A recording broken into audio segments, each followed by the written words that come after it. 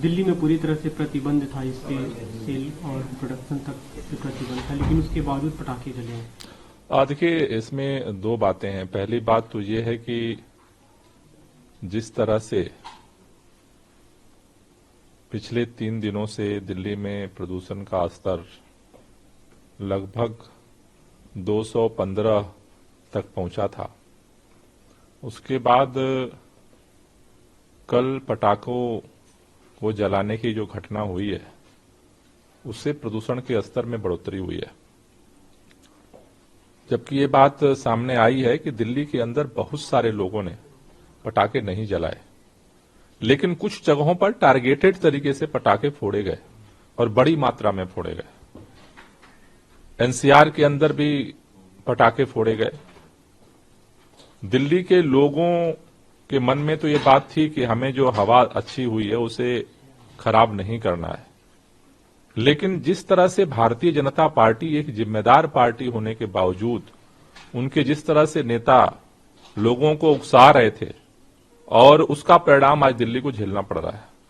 मुझे लगता है कि अगर ये पटाखे नहीं अगर जलते तो मेरे ख्याल से आज भी दिवाली के बाद भी, जैसे हमने सबने धूमधाम से दिवाली मनाई, आज दिवाली की सुबह दिल्ली की हवा भी साफ सुथरी और होती।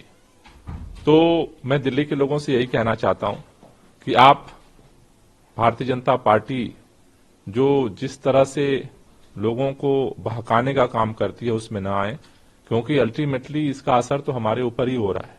आप बीजेपी पे सीधा आरोप लगा रहे हैं कि बीजेपी के कारण पटाखे जले। निश्चित रूप से बीजेपी के नेता जिस तरह से, भाई भाजपा की 3 जगह अगर आप देखो तो हरियाणा में भाजपा की सरकार है, यूपी में भाजपा की सरकार है, केंद्र में भाजपा की सरकार है, और भाजपा के नेताओं का एक बयान आप देखो किसी ने से अपील किया हो कि पटाखे न जलाएं, बल्कि ये जरूर करते हुए बयान आपको मिल जाएगा कि पटाखे जलाइए।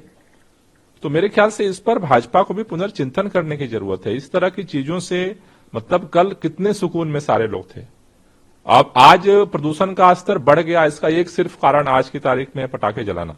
अगर भारतीय जनता पार्टी भी सहयोग करती, सुप्रीम कोर्ट के आदेश के बावजूद भी अगर भारतीय जनता पार्टी अपनी जिम्मेदारी को नहीं निभाना चाहती है, दुर्भाग्यपूर्ण है। जी, आप इस पे सवाल उठा रहे हैं, अन्य पार्टियों के लोग भी इसे लेकर सवाल उठा रहे हैं। कांग्रेस के सांसद है मनीष तिवारी, टीएमसी के सांसद साकेत गोखले, दोनों ने इसे लेकर सवाल उठाया कि सुप्रीम कोर्ट की तरफ से बैन था। मनीष तिवारी ने ट्वीट किया कि लटियन दिल्ली में देर रात तक 2 बजे तक पटाखे जलते रहे।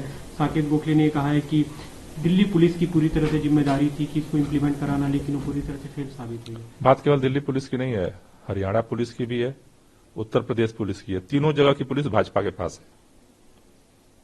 तीनों राज्यों की पुलिस भाजपा के नियंत्रण में है, और रात में क्या हुआ ये छुपा नहीं है।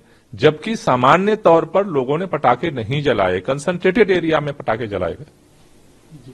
आपको लगता है इम्प्लीमेंटेशन में कोई कमी रह गई, क्योंकि पहले से जागरूकता अभियान भी चल रहा था, आप लोग भी लगातार अपील कर रहे थे? नहीं, देखिए, अपील करने का फायदा हुआ है कि आज लोगों ने अपने आप पटाखे नहीं जलाए, लेकिन जिस तरह से हुआ है, और तीनों राज्यों में चूंकि भाजपा चाहती थी पटाखे जले, और तीनों राज्यों में पुलिस भाजपा के पास, परिणाम हमारे सामने है। आज आपने रिव्यू मीटिंग बुलाई है पूरे मामले परिदृश्य को लेकर, क्या कुछ चर्चा होगी?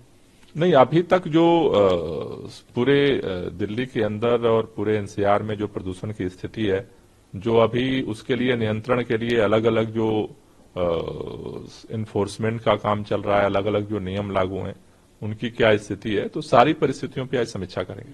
आपने कहा था ऑड इवेंट को लेकर दिवाली के बाद समीक्षा बैठक करेंगे, चर्चा करेंगे, क्या उस पर चर्चा होगी और आपको लगता है कि उसकी जरूरत है? वो सारी परिस्थितियों पर चर्चा करेंगे। अभी क्योंकि 292 ही एक्यू आई है, और पिछले दिनों में हमने देखा 400 को पार कर गया था जब ऑड इवेंट की चर्चा हो रही थी, तो आपको लगता है कि कुछ ढील दी जानी चाहिए या इसे बरकरार रखना चाहिए? उसके लिए मैंने आज 12 बजे बैठक बुलाई है, और सभी पहलुओं पे एक बार चर्चा करेंगे, और फिर उसके अनुसार आगे का निर्णय लेंगे।